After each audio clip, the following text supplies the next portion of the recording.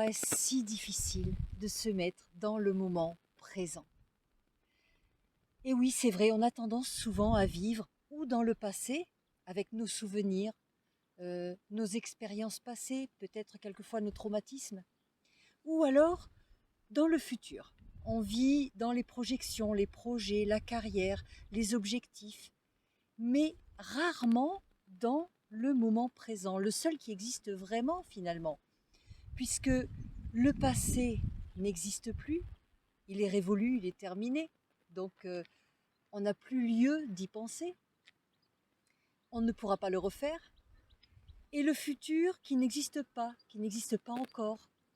Donc finalement, à quoi bon anticiper quelque chose qui n'existe pas avant de le vivre?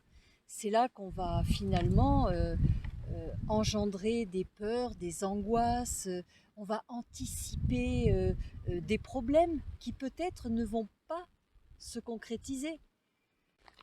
Quand on est trop dans le passé, finalement, on va plutôt vivre des regrets, on va ressasser, on va ruminer ses erreurs passées, on va peut-être idéaliser des bonheurs qui sont finis, et ça va nous empêcher d'avancer.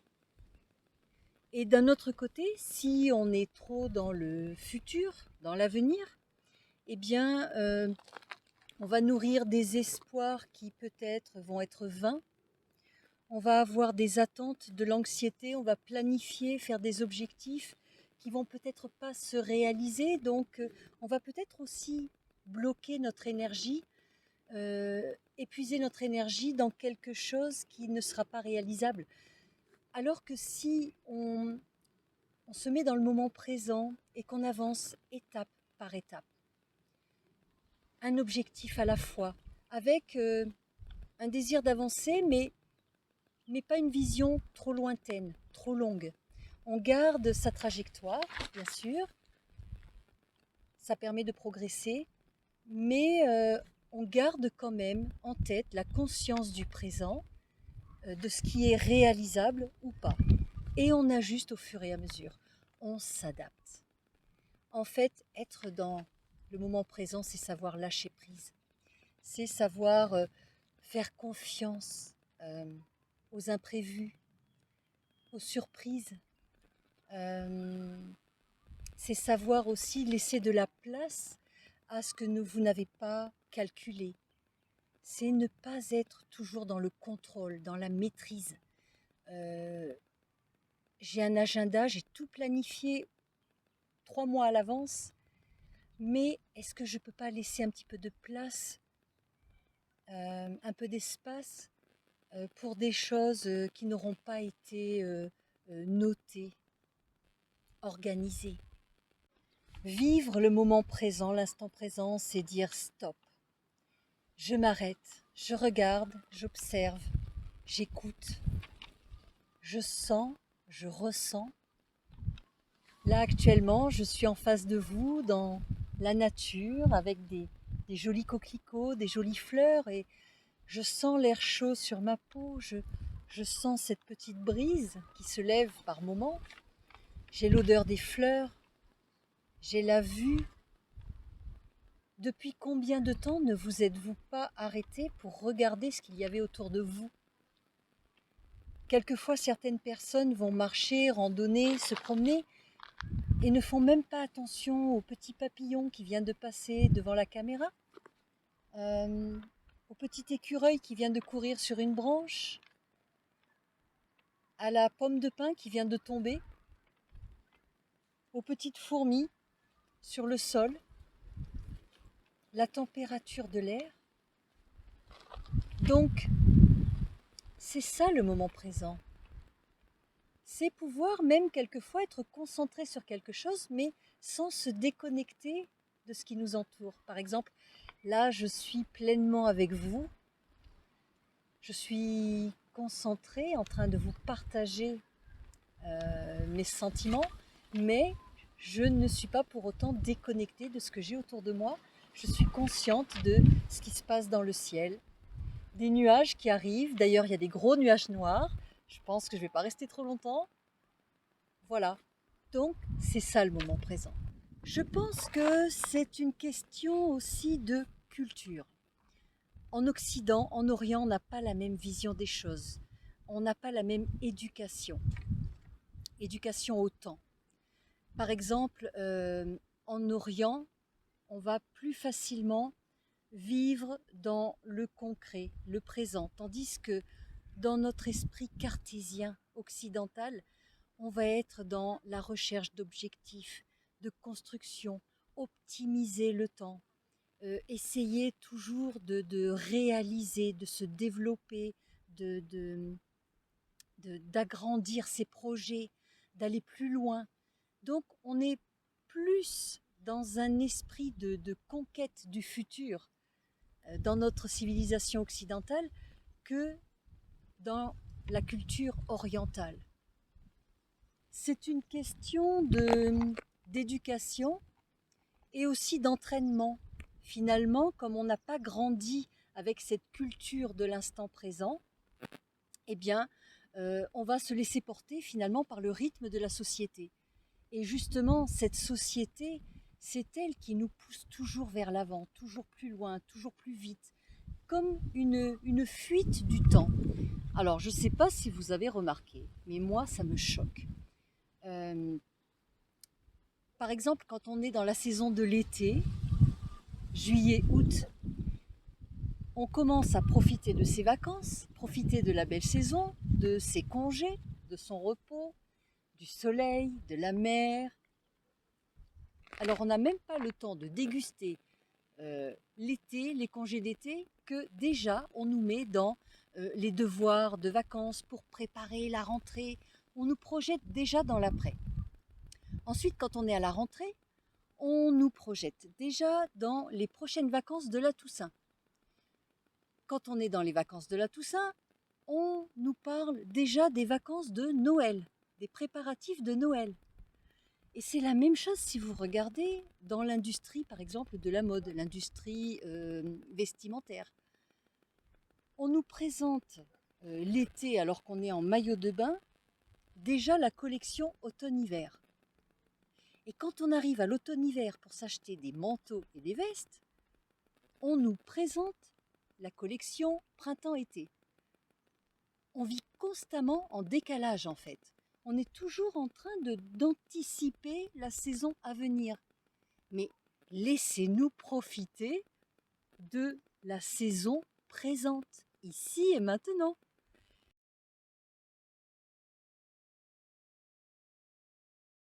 Alors je ne sais pas s'il n'y a que moi que ça choque, ce besoin de toujours vouloir nous proposer, nous présenter ce qui va se passer après. Alors je veux bien croire que c'est pour des raisons économiques. Mais bon sang, qu'on prenne le temps de vivre et d'apprécier déjà ce qui se passe en ce moment, non? Enfin, je ne sais pas ce que vous en pensez, mais moi, personnellement, ça m'a toujours choquée. Tout comme un journaliste sportif qui, à peine une longue compétition terminée, va déjà demander au champion ce qu'il compte faire pour les prochains événements. Même pas le temps de savourer l'exploit.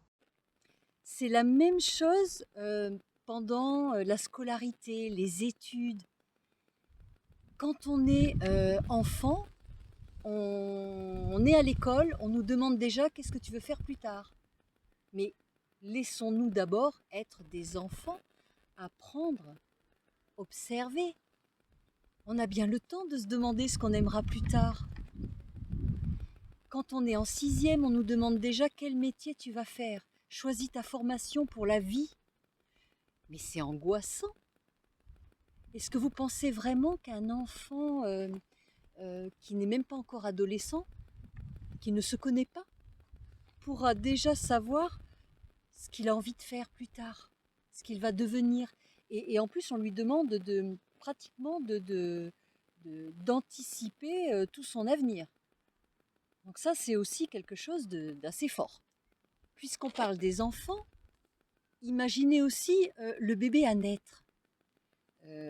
Quand vous êtes enceinte, que vous êtes une maman active qui travaillait, qui avait un emploi, eh bien, votre bébé est dans votre ventre, il n'est même pas encore né, qu'on vous projette déjà dans l'inscription à la crèche, l'inscription à l'école. Oui, pourquoi? Parce que sinon il n'y aura pas de place. Donc finalement, vous n'avez même pas le temps de déguster votre grossesse, la gestation du bébé à venir, que vous êtes déjà dans l'après. Je ne sais pas quoi penser de tout ça. Je conçois qu'avec la vie moderne, bien sûr, on doit organiser sa vie. On doit gérer un quotidien, gérer des activités, penser au bien-être de cet enfant en voulant lui offrir le meilleur, en voulant lui offrir un environnement matériel sécurisant, avoir des revenus. Mais franchement, vous arrivez, vous, à 2 mois de grossesse, à déjà vous imaginer le poser à la crèche?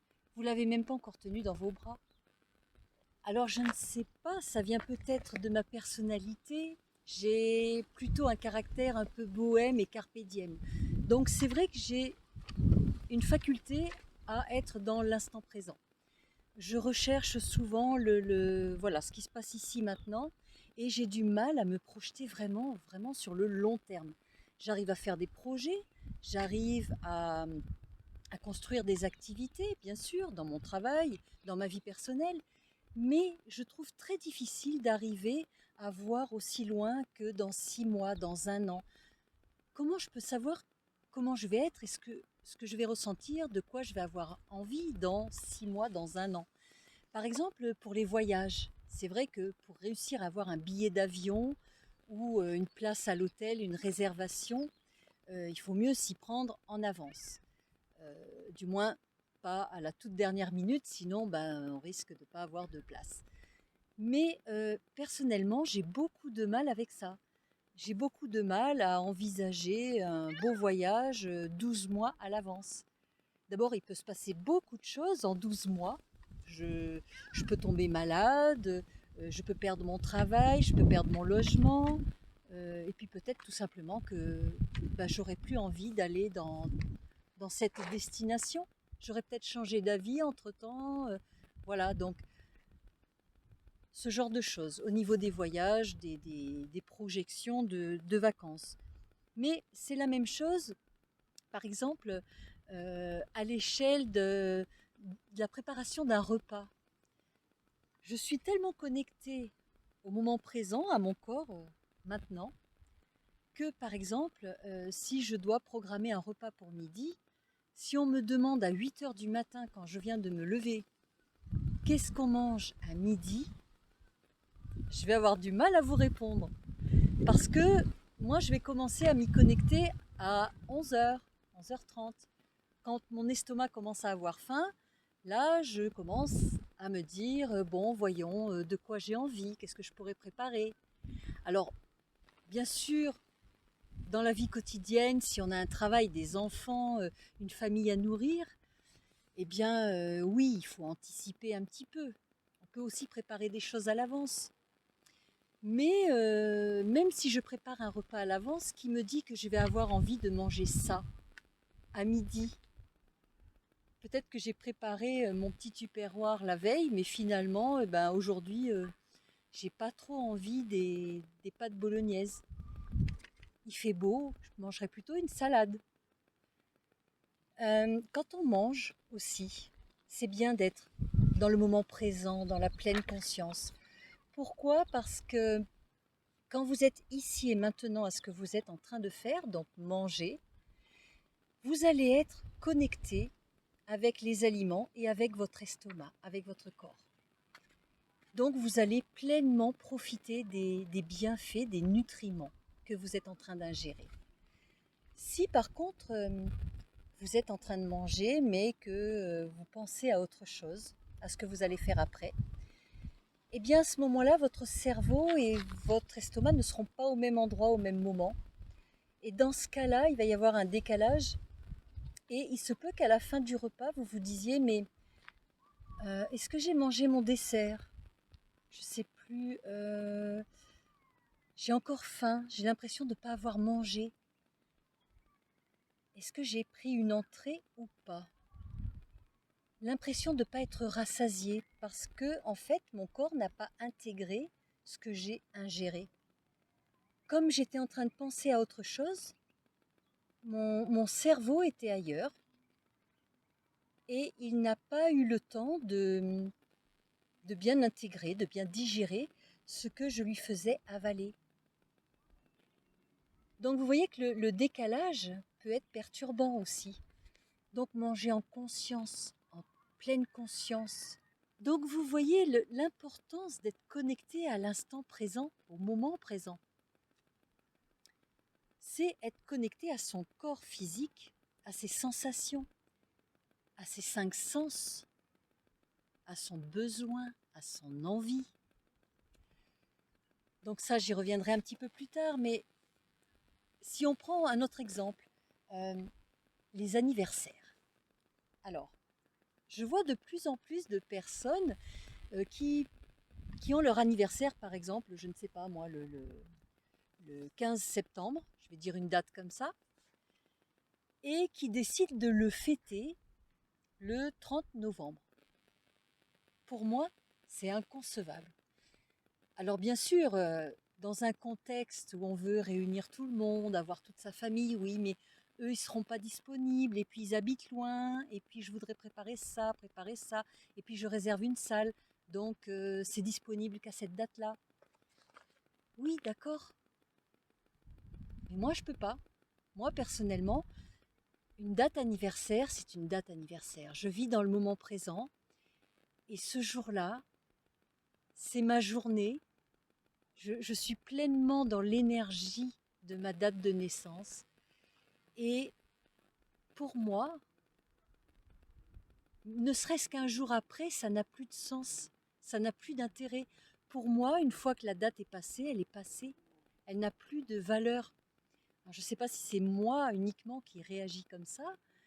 Dites-moi en commentaire si vous aussi, vous pensez comme moi.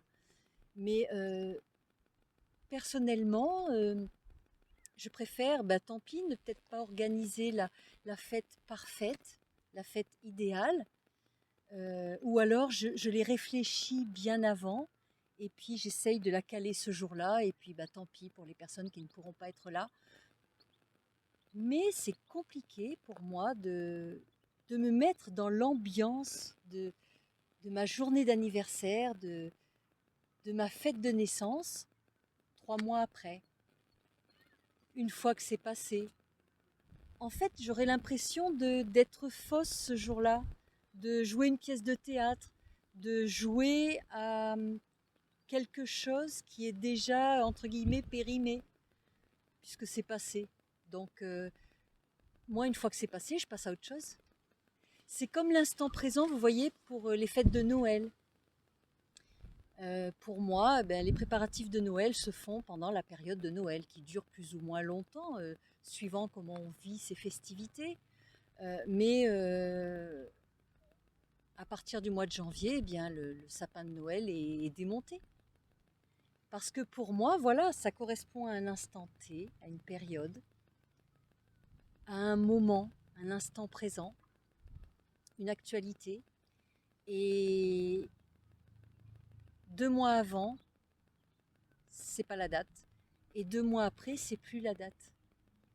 Après, c'est mon ressenti personnel, mais c'est vrai que avoir encore un sapin de Noël dans mon salon le 10 février, pour moi, c'est inconcevable. C'est tellement anachronique que c'est inconcevable. Une autre chose que je souhaitais aborder aussi par rapport toujours à cette notion de pleine conscience du moment présent, c'est par rapport à la météo. Alors, la météo, on regarde la météo à la télé, aux informations, les bulletins météorologiques, pour savoir à peu près demain comment je vais m'habiller, quel temps il va faire, est-ce que j'annule un événement ou pas. Bien sûr, pour des raisons de sécurité, si on a organisé un gros événement, c'est important de pouvoir anticiper.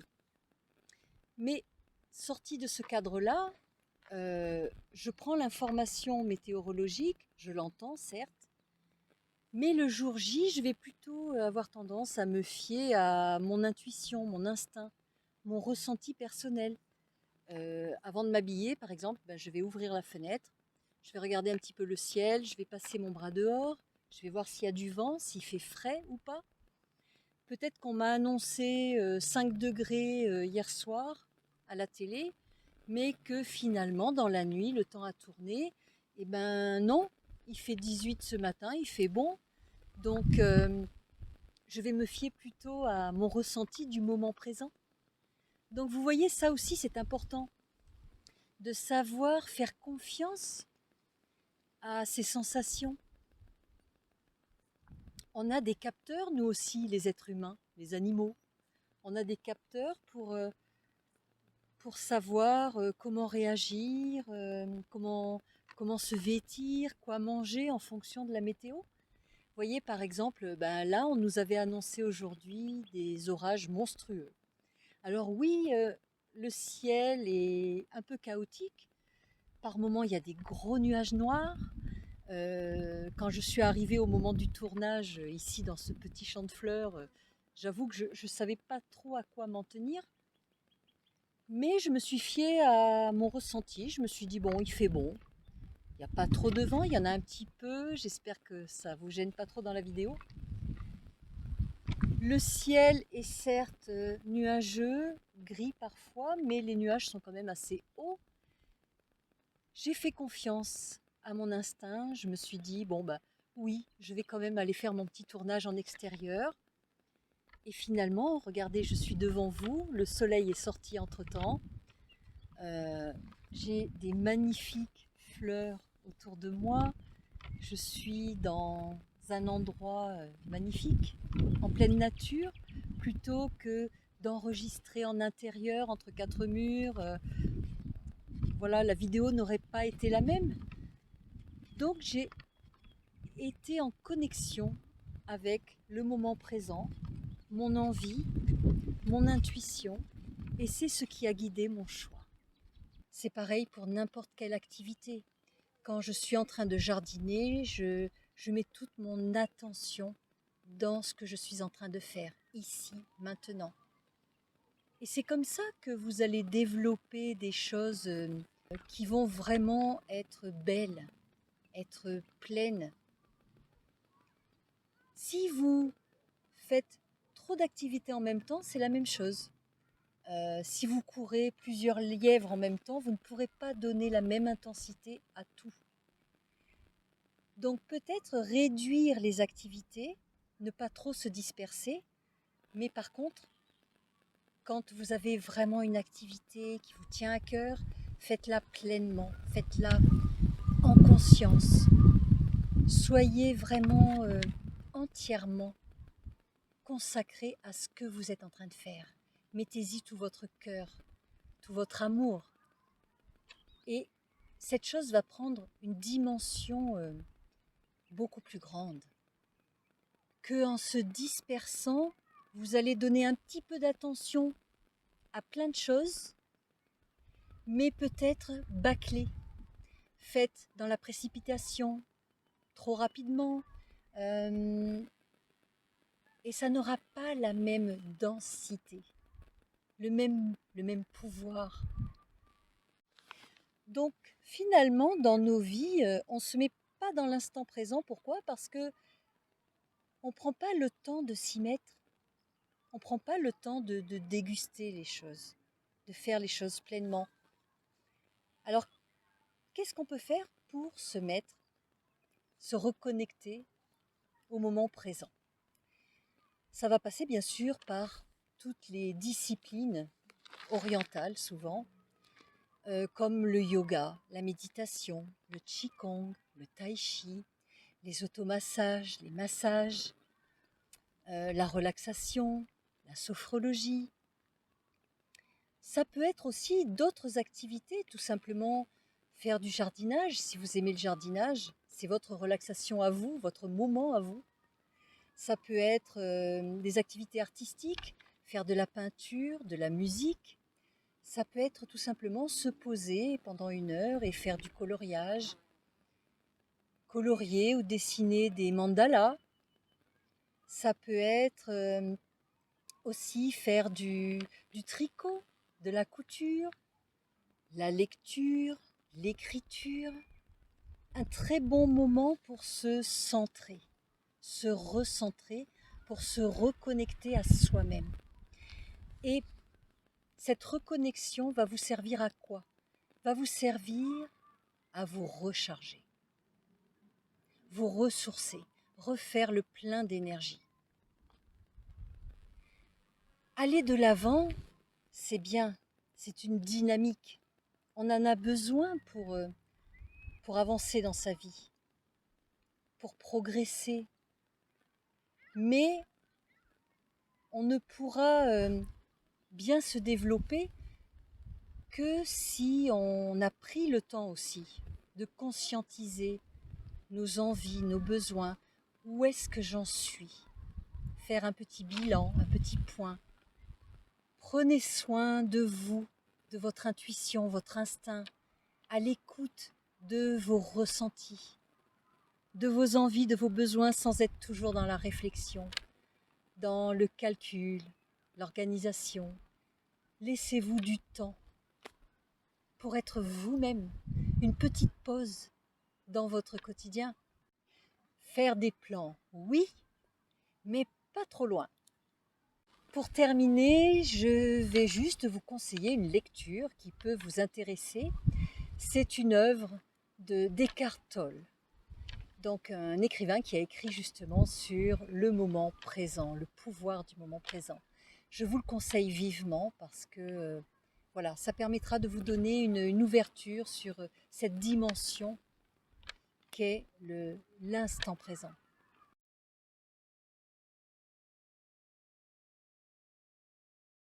Voilà, je vous souhaite une très belle journée. Je vais aller me mettre à l'abri.